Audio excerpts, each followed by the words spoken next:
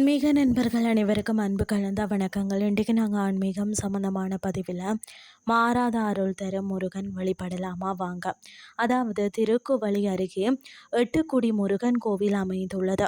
அறுபடை வீடு முருகன் கோவில்கள் தவிர புகழ்பெற்ற முருகன் கோவில்கள் எட்டுக்குடி முருகன் கோவிலும் ஒன்றும். இது மிகவும் பழமையான கோவில்களில் ஒன்றும்.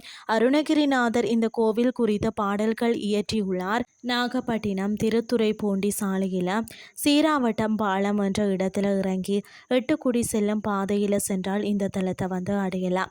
எட்டுக்குடி முருகன் தலத்தில் சஷ்டி விரதத்தையும் கௌரி விரதத்தையும் ஒன்றாக கடைபிடிப்பது சிறப்பு. தீபாவளி அன்று கொண்டாடப்படும் கேதார கௌரி விரதம் தோன்றிய தலம்தான் இது. இங்குள்ள முருகப்பெருமான் வள்ளி தெய்வானியுடன் மயில் மீது காட்சி தருகிறார். வான்மீகர் என்ற சித்தர் தான் இங்குதான் சமாதியானார். பக்தர்கள் தங்கள் பார்க்கும் மனநிலைக்கு ஏற்ப தன் உருவத்தை மாற்றிக்கொண்டு காட்சி தருபவர் தான் எட்டுக்குடி சுப்பிரமணிய சுவாமி. குழந்தையாக நினைத்து பார்த்தால் குழந்தை வடிவிலும், முதியவராக நினைச்சு பார்த்தால் வயோதிப வடிவிலும், இளைஞனாக நினைத்து பார்த்தால் இளைஞர் வடிவிலும் காட்சி தருவாராம்.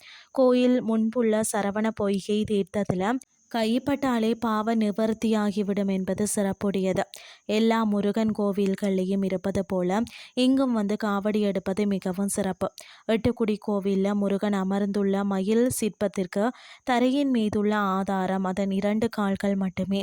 இங்கு முருகன் உக்கிரமாக இருக்கிறதால அவரின் கோபத்தை தணிக்கும் வகையில் தினந்தோறும் பாலாபிஷேகம் செய்யப்படுகிறது. அது மட்டுமில்லாமல் குழந்தைகளின் பயந்த சுபாவம் நீங்கவும், திருமண தடை, குழந்தை பாக்கியம், கல்வியில் சிறந்து விளங்க இறைவனை பிரார்த்திக்கலாம்.